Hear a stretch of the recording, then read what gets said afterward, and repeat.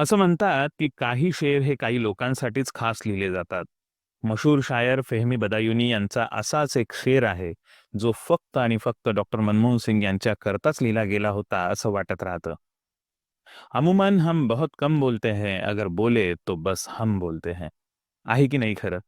Doctor Singh यांच्या व्यक्तिमत्वाचं यथार्थ वर्णन करणाऱ्या या दोन ओळी. कालच डॉक्टर रेवत कानिंदे यांच्यासोबत गप्पा मारताना सहज विषय निघाला होता. तेव्हा आम्ही म्हटलं की ही परदेशी विद्यापीठात शिकणारे विद्वान लोक जास्त बोलत नाहीत. फार साधे सिंपल असतात बोलण्याच्या बाबतीत.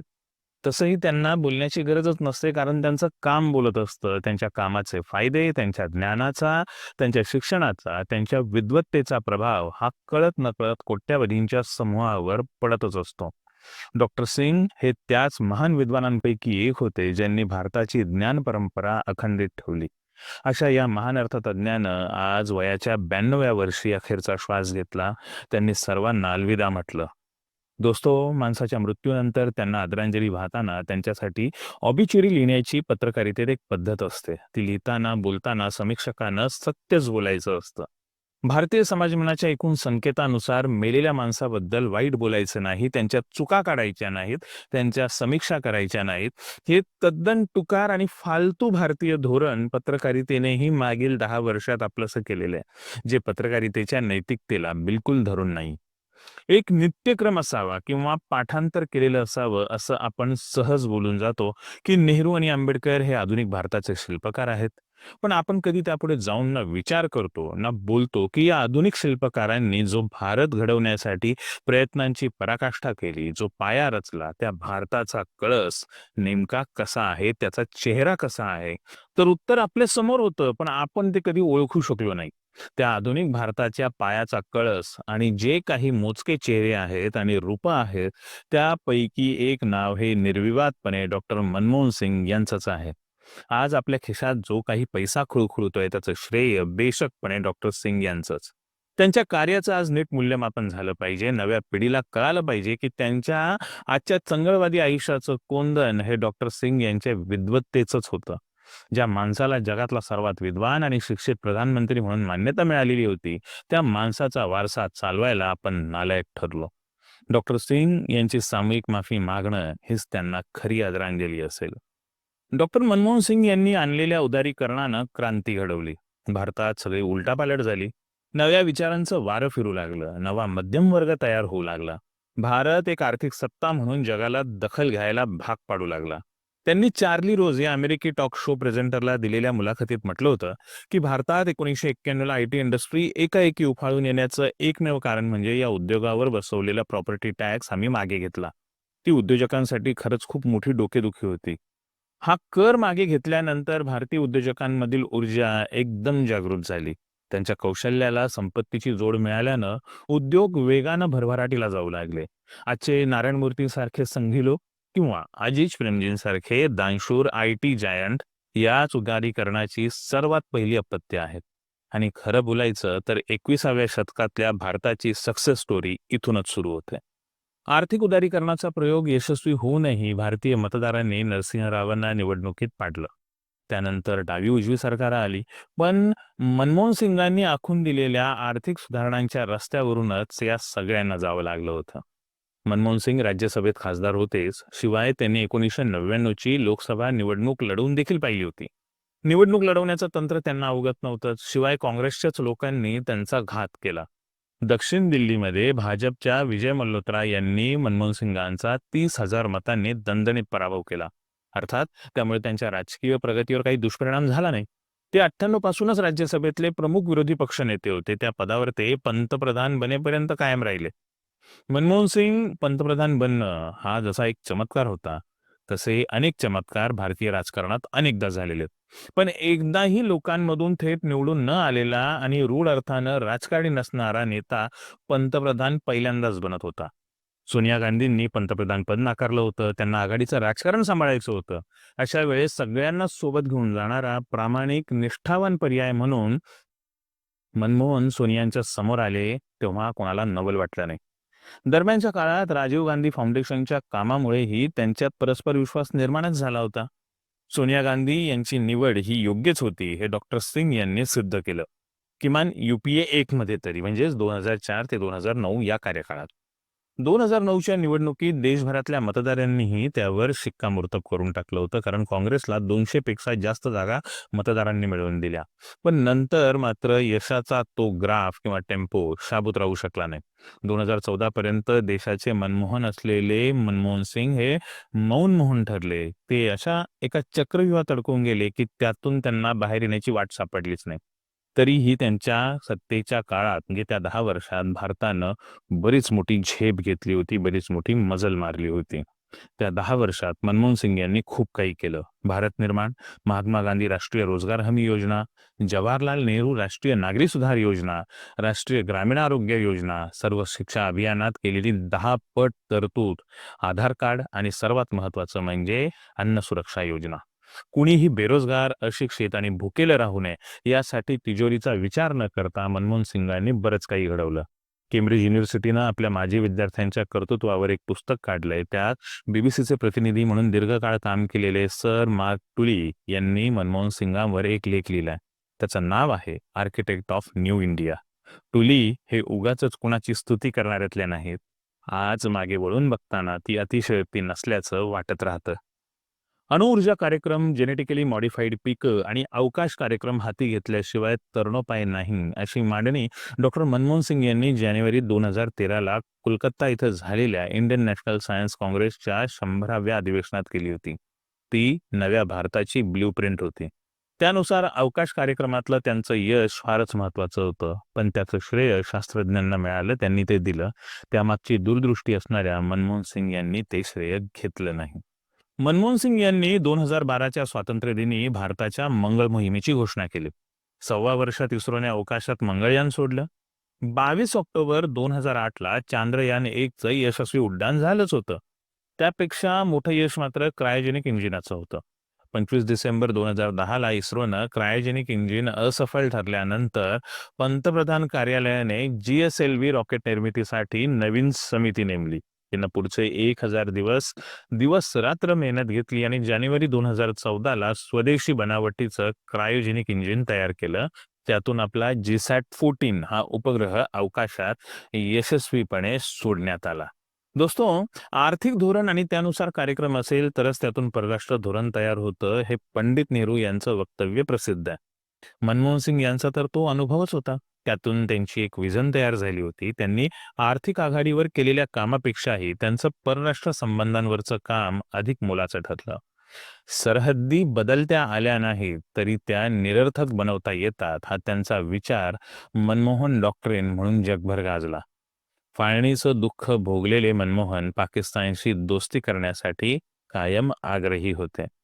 परवेज मुशर्रफांसारख्या अतिशय पाताळयंत्री राष्ट्राध्यक्षाबरोबर त्यांनी आपल्या चांगुलपणाच्या जोरावर एक विश्वास उभा केला होता. दोन्ही देशांच्या सीमांवरचे सैनिक मागे घेण्यात येतील अशी स्थिती निर्माण केली होती. परस्परांमध्ये व्यापार सुरू होईल अशा दिशेने त्यांनी पावलं टाकली होती. एप्रिल 2005 साली मुशर्रफ भेटीमध्ये श्रीनगर मुझफ्फराबाद बस सेवा त्यांनी सुरू केली. काश्मीरमध्ये गोलमेजा परिषदा घेऊन फुटीरतावाद्यांशी चर्चा केल्या. पुढे 2008ला मुशर्रफ यांचं सरकार पडलं. बेनझीर भुट्टो यांची हत्या झाली. इथं त्याच वर्षी आपल्याकडे मुंबईत 26/11चा अतिशय भयानक दहशतवादी हल्ला झाला. त्यांच्याही प्रायोरिटी बदलल्या त्यामुळे त्यांचे सारे प्रयत्न मातीमोल ठरले. पण त्यामुळे त्यांच्या स्वप्नांचं मोल मात्र काही कमी होत नाही. 8 जानेवारी 2005 या दिवशी फिक्कीच्या वार्षिक सर्वसाधारण सभेत डॉक्टर मनमोहन सिंग यांनी हे स्वप्न मांडलं होतं. ते म्हणाले, मी अशा दिवसाचं स्वप्न पाहतोय जेव्हा आपण आपली राष्ट्रीय ओळख कायम ठेवून अमृतसरमध्ये नाश्ता, लाहोरमध्ये दुपारचं जेवण आणि काबूलमध्ये रात्रीचं जेवण घेऊ शकू. माझे पूर्वज असेच राहत होते. आपल्या नातवंडांनी पण अशाच जगात राहावं ही माझी मनापासून इच्छा आहे. मनमोहन सिंग 2005 साली अमेरिकेच्या भेटीवर गेले होते. तेव्हा रेड कार्पेट आणि 21 तोफांच्या सलामीनं त्यांचं स्वागत झालं. भारत अमेरिका अणुकरार हे त्यांच्या पूर्ण करिअरमधलं सर्वात महत्वाचं योगदान होतं. ते नसते तर हा करार झाला नसता. शीतयुद्धानंतरच्या जगाचं भान त्यांना होतं. ते भान भारतातल्या डाव्यांना आजही नाही. त्यामुळे देशाच्या भल्याचा विचार करून ते कराराच्या बाजूने ठाम उभे राहिले. त्यासाठी त्यांनी राजीनामा देखील देऊ केला. पण आपल्याला जे हवंय ते त्यांनी करूनच दाखवलं. शेवटच्या पत्रकार परिषदेत एका पत्रकाराने मनमोहन सिंग यांना विचारलं, की तुमच्या कारकिर्दीतला सर्वात महत्त्वाचा क्षण कोणता? त्यावर क्षणाचाही विलंब न लावता मनमोहन सिंग म्हणाले, की भारत-अमेरिका अणु करार संसदेने संमत केला ना, तो ऐतिहासिक क्षण. G20 मध्ये भारताचा प्रवेश डॉक्टर मनमोहन सिंग यांच्यामुळे सुकर झाला. लक्षात घ्या, G20. पहिल्या 2 G20 परिषदांमध्ये तर त्यांची भूमिका महत्त्वाची ठरली. लंडन इथं झालेल्या G20 परिषदेनंतर अमेरिकेचे राष्ट्राध्यक्ष बराक ओबामा जर्मनीला गेले होते. तेव्हा तिथल्या एका तरुण विद्यार्थ्याने त्यांना प्रश्न केला. जगातील कोणत्या राजकीय नेत्याविषयी तुम्हाला सर्वात जास्त आदर वाटतो? त्यावर ओबामा तातडीने उत्तरले होते, की भारताचे पंतप्रधान डॉक्टर मनमोहन सिंग. पण कुणी हे लक्षात ठेवलं नाही. 2014 पर्यंत मनमोहन सिंग यांचं परराष्ट्र धोरणातलं अपयश म्हणून सरबजीत सिंगचं मृत्यू प्रकरण किंवा भारतीय सैनिकांची झालेली क्रूर हत्या आणि बलुचिस्तानमधल्या असंतोषाचा उल्लेख इतक्यापुरतंच त्यांचं परराष्ट्र धोरण पाहण्याचं आपल्याला मीडियाने शिकवलेलं आहे. डॉक्टर मनमोहन सिंग प्रधानमंत्री बनून फक्त वर्षभरच झालेलं होतं. 2005 सालची ही गोष्ट मी तुम्हाला सांगतोय. देशाचे पहिले पंतप्रधान जवाहरलाल नेहरू यांच्या पुतळ्याचे अनावरण करण्यासाठी ते JNUमध्ये आले होते. पुतळ्याचं उद्घाटन झालं आणि त्यानंतर त्यांच्या भाषणाच्या दरम्यान JNUतल्या काही रिसर्च स्कॉलरनी, PhD रिसर्च स्कॉलर्स विद्यार्थ्यांनी निदर्शनं केली. त्यांनी देशाच्या तत्कालीन पंतप्रधानांना काळे झेंडे दाखवले. काही तासांनंतर काही विद्यार्थ्यांना, म्हणजे ज्यांनी निदर्शने केली होती, त्या विद्यार्थ्यांना ताब्यात घेण्यात आलं, तर काहींची प्रॉक्टोरियल इन्व्हेस्टिगेशन म्हणजे चौकशी देखील करण्यात आली. डॉक्टर सिंग यांना जेव्हा ही कार्यवाही कळाली, तेव्हा त्यांनी तात्काळ JNUच्या कुलगुरूंना बोलावून घेतलं आणि विद्यार्थ्यांशी सौम्यपणे वागण्यास सांगितलं. निदर्शनं करणं हा विद्यार्थ्यांचा संवैधानिक अधिकार आहे असं सांगताना त्यांनी व्हॉल्टेअरच्या उक्तीचा दाखला दिला. तुम्ही जे बोलता ते मला पटणार नाही, पण मी मरेपर्यंत तुमच्या असे बोलण्याच्या अधिकाराचे रक्षण करीन. हे ते व्हॉल्टेअरचं वाक्य होतं. फरक करा. तेव्हाचे प्रधानमंत्री आणि आताचे प्रधानमंत्री आणि त्यांचं विद्यार्थ्यांबाबतचं धोरण. केम्ब्रिज विद्यापीठातल्या प्रतिष्ठित सेंट जॉन कॉलेजमध्ये असलेली ही डॉक्टर मनमोहन सिंग यांची फ्रेम पहा. सेंट जॉन्स कॉलेज हे डॉक्टर मनमोहन सिंग यांच्या सन्मानार्थ विज्ञान आणि तंत्रज्ञान, अर्थशास्त्र, ऊर्जा, अवकाश संशोधन, समाजशास्त्र संशोधन करणाऱ्या विद्यार्थ्यांसाठी शिष्यवृत्ती देते. डॉक्टर मनमोहन सिंग भारताचे पंतप्रधान झाले तेव्हा देशाची GDP $0.7 ट्रिलियन इतकी होती. त्यांनी पंतप्रधानपद सोडलं तेव्हा ती $2.8 ट्रिलियन इतकी झाली होती. 10 वर्षात तिप्पट. याच वेगाने जर ती वाढत राहिली असती ना, तर 2024 पर्यंत भारत $6 ट्रिलियन इकॉनॉमीमध्ये कन्व्हर्ट झाली असते. GDPमध्ये सगळ्या नागरिकांचाच समान हक्क असावा, यासाठी त्यांच्या इतके प्रयत्न इतर कोणी केले नाहीत. GDP पर कॅपिटा त्यांच्याच काळात वाढायला लागलेली होती, वाढत होती. GDPची वाढ असमान होऊ नये, लक्षात घ्या, GDPची वाढ असमान होऊ नये म्हणून त्यांचे सतत प्रयत्न असायचे. आज असलेली GDPची वाढ ही पूर्णपणे असमान झालेली आहे. भारतातली आजची इन्कम इनइक्वॅलिटी इन्कम इनइक्वॅलिटी ही ब्रिटिश काळापेक्षा सुद्धा वाईट आहे, असं जगातल्या अनेक शोध संस्थांनी त्यांच्या रिसर्चच्या माध्यमातून सिद्ध करून दाखवले, जगासमोर आणलेले. डॉक्टर मनमोहन सिंग हे अर्थशास्त्राचे जिवंत विद्यापीठ होते. ऑक्सफर्ड सारख्या विद्यापीठानं त्यांच्या सगळ्या भाषणांचा आणि लिखाणांचा संग्रह करून मोठे खंड प्रकाशित केले होते. हे खंड आजही जगासाठी वस्तुपाठ म्हणून काम करतात. तरीही डॉक्टर मनमोहन सिंग यांनी कुठल्याही पत्रात किंवा इतर ठिकाणी आपल्या नावापुढे डॉक्टर लावलं नाही. स्वतःला अर्थतज्ञ म्हणून घेतलं नाही. आपले नाव त्यांनी कायम मनमोहन सिंग असंच लिहिलं. स्वतःला ते कायम अर्थशास्त्राचा विद्यार्थी म्हणूनच संबोधित करत राहिले. आज आपल्या आजूबाजूला तथाकथित आणि स्वयंघोषित तज्ज्ञांचा जो सुळसुळाट झालेला आहे ना, तेव्हा ही गोष्ट मला आवर्जून नमूद करावीशी वाटली. डॉक्टर मनमोहन सिंग यांच्या आर्थिक धोरणांची फळं चाखणारे कृतज्ञ लोकच काँग्रेसनं गेल्या 70 वर्षात काय केलं असा फालतू प्रश्न विचारत राहतायत.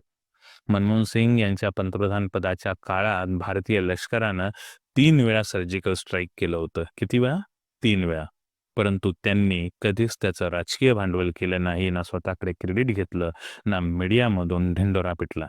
मनमोहन सिंग शेकडो पत्रकार परिषदा घ्यायचे. त्यांनी त्या घेतल्याही आणि पत्रकारांच्या पर्यायाने देशवासियांच्या मनातील बहुतांश प्रश्नांची उत्तरही त्यांनी दिली. लालकृष्ण अडवाणी मनमोहन सिंग यांना दुबळा पंतप्रधान म्हणून हिणवायचे. त्याचा समाचार घेताना डॉक्टर सिंग एकदा म्हणाले होते की त्यांच्याच सरकारच्या कारकिर्दीत विमान अपहरणावेळी जैश ए मोहम्मदच्या म्होरक्यासह तिघा दहशतवाद्यांना सोडण्यात आलं होतं. त्यावेळी भाजपाचा हा लोहपुरुष म्हणजे अडवाणी वितळला होता. कंधारच्या वेळी त्यांनी दहशतवाद्यांना सोडले, तर 26/11च्या वेळी आमच्या सरकारने कमांडो धाडून दहशतवादी मारून टाकले होते. हा फरक कोण दुबळा आणि कोण बलवान हे सांगण्यासाठी पुरेसा आहे. पंतप्रधान पदाचे उमेदवार म्हणून नाव घोषित झाल्यावर नरेंद्र मोदीही डॉक्टर सिंग यांच्यावर विखारी टीका करू लागले होते. त्याचा समाचार घेताना मोदी जर पंतप्रधान झाले तर ते देशासाठी विनाशकारी ठरेल असे सांगत डॉक्टर सिंग यांनी मोदींचा काळा भूतकाळच समोर उभा केला होता. अहमदाबादच्या रस्त्यांवर निरपराधांचा नरसंहार घडवून आणणं याचा अर्थ सामर्थ्यशाली पंतप्रधान नव्हे असंही त्यांनी त्यांना जाहीरपणे सुनावलं होतं. गुजरात विधानसभा निवडणुकीत सत्ताधारी पवित्र भाजपाला हरवण्यासाठी थेट पाकिस्तानबरोबर भारत विरोधी षडयंत्र रचण्याचा आरोप पंतप्रधान मोदींनी जाहीरपणे केला होता. आपल्या आत्ताच्या अर्थमंत्री निर्मला सीतारामन यांनी मला मनमोहन सिंग व्हायचं नाहीये असे म्हणत डॉक्टर सिंग यांची टिंगल उडवलेली होती. तर देशाचे गृहमंत्री अमित शहा यांनी ते सरदार असूनही असरदार नसल्याचा आरोप केला होता. तेव्हा मोदीजींना आणि त्यांच्या भक्तांना कदाचित मनमोहन सिंगांवर टीका करताना बहुतेक स्वतःच्याच भूतकाळाचा विसर पडला होता.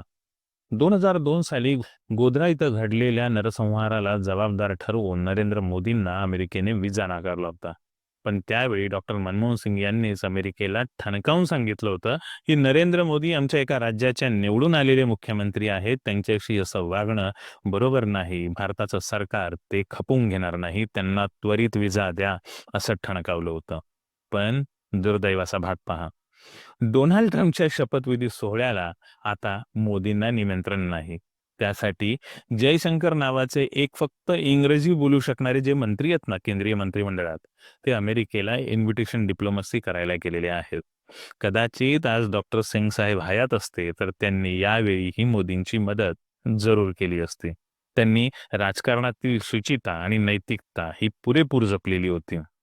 त्याचं एक उदाहरण सांगतो की गोपीनाथ मुंडे 2011 साली काँग्रेसमध्ये जाणार होते आणि हा अंतिम निर्णय झाल्यावर तत्कालीन प्रधानमंत्री डॉक्टर सिंग यांनी मुंडे हे लोकसभेतील विरोधी पक्षाचे उपनेते आहेत आणि विरोधी पक्ष फोडून मला घाणेरडं राजकारण करायचं नाही हे सांगून डॉक्टर सिंग यांनी मुंडेंचा काँग्रेस प्रवेश नाकारला होता.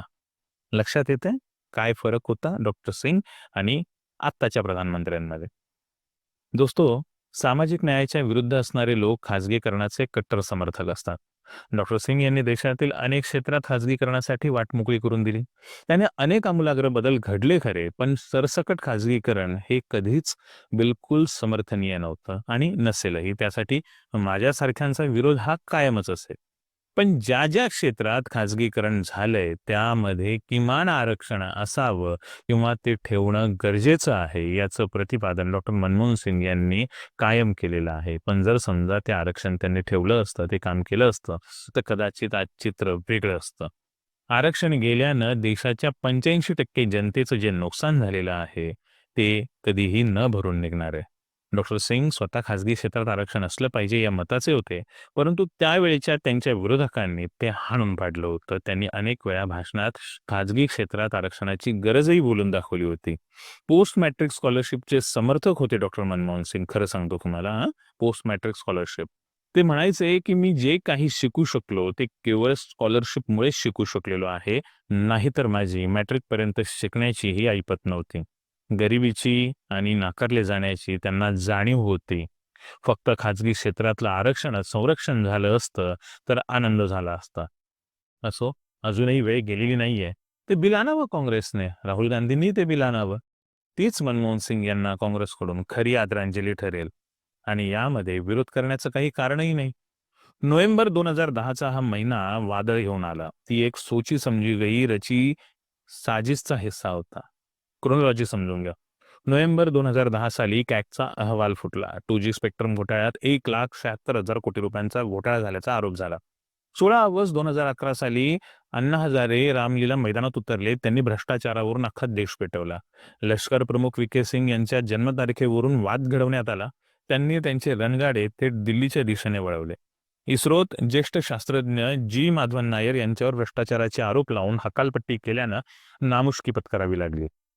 कोळसा खाणीतील परवान्यांच्या वाटपावरून आरोपांनी थेट पंतप्रधान कार्यालयाचे उंबरठे ओलांडले. सीबीआयचे महासंचालक रणजित सिंग यांच्या वक्तव्यामुळे सीबीआयच्या स्वायत्तेवरून वातावरण चिघळलं. रिटेल एफडीआयमध्ये विदेशी गुंतवणुकीचा मित्रपक्षच विरोध करत होते.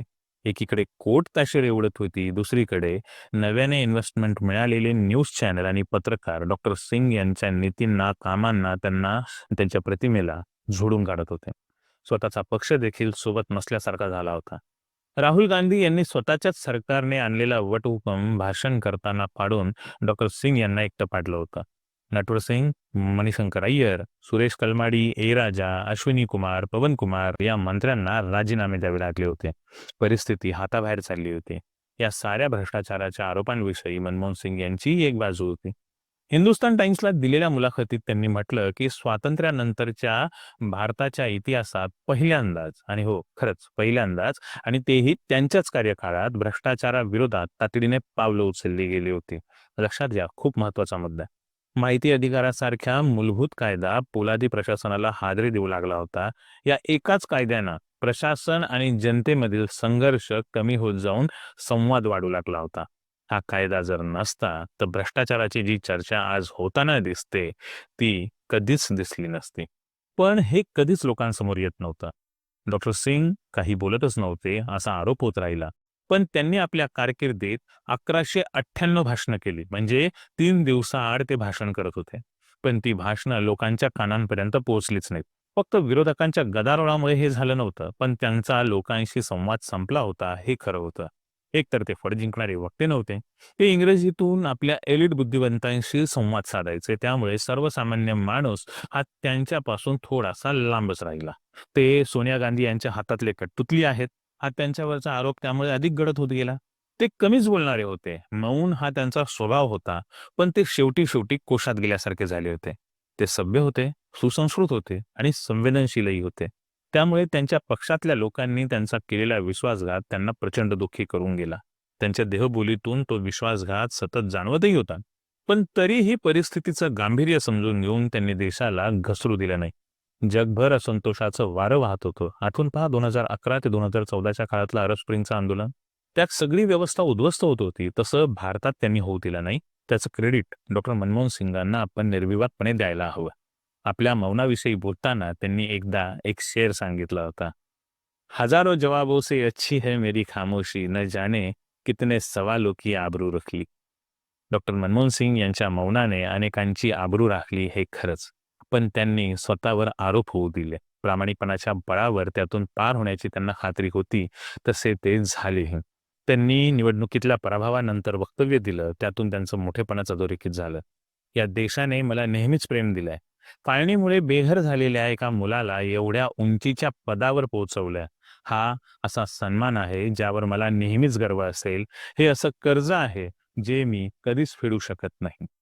पण प पण त्या फाळणीत बेघर झालेल्या मुलाचं देशावर जे कर्ज आहे ते आपण कसं फेडणार आहोत? त्यांच्यावर अर्वाच्य भाषेत लिहिलेल्या पोस्ट फॉरवर्ड करण्याचं पाप आपण केलंय ते आपण कसं फेडणार आहोत? त्यांच्यावरच्या भयानक जोकवर वारंवार हसण्याची चूक आपण जी केली आहे ती आपण कशी सुधारणार आहोत?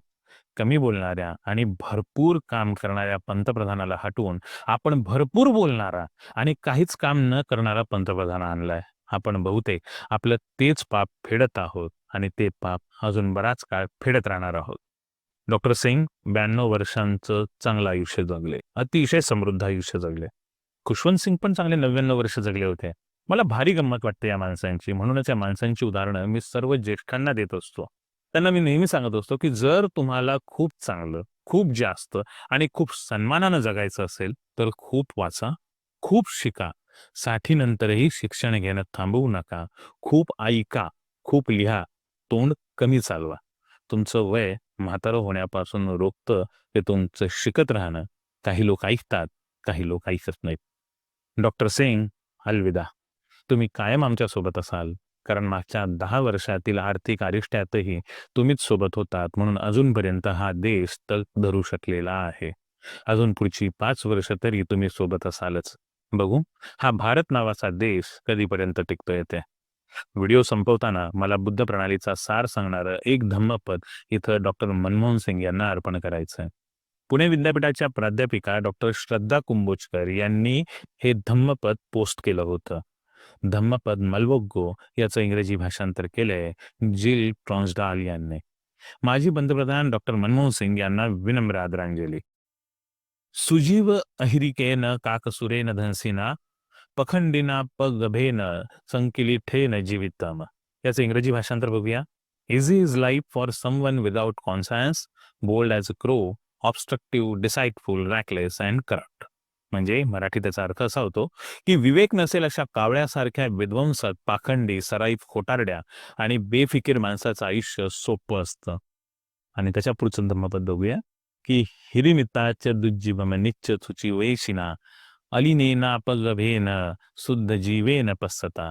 म्हणजे difficult is life for someone with a conscience, always searching for a what's pure, discerning, sincere, cautious and clean living. Marathi त्याचा अर्थ होतो पण विवेकी आणि नेहमी योग्य मार्गाच्या शोधात असणाऱ्या मोकळ्या आणि सरळ मनाच्या निष्कलंक आणि द्रष्ट्या माणसाचं आयुष्य अवघड असतं. डॉक्टर सिंग यांचं वर्णन आणि आदरांजली अर्पण करण्यासाठी हे धम्मपद यथार्थ आहे. धन्यवाद. या व्हिडिओसाठी संजीव चांदोरकर, अमोल साळे, सचिन परब, श्रद्धा कुंभोजकर, विजय चोरमारे, सुनील कदम, अरविंद परांजपे आणि काही निवडक प्रामाणिक पत्रकारांच्या पोस्टचा, फेसबुक पोस्टचा आणि ट्विटचा आधार घेण्यात आलेला आहे. त्यांचं मी मनापासून आभार व्यक्त करतो आणि डॉक्टर सिंग यांना पुन्हा एकदा मनापासून आदरांजली अर्पण करतो. भेटूयात आपण नवीन एपिसोडमध्ये. धन्यवाद.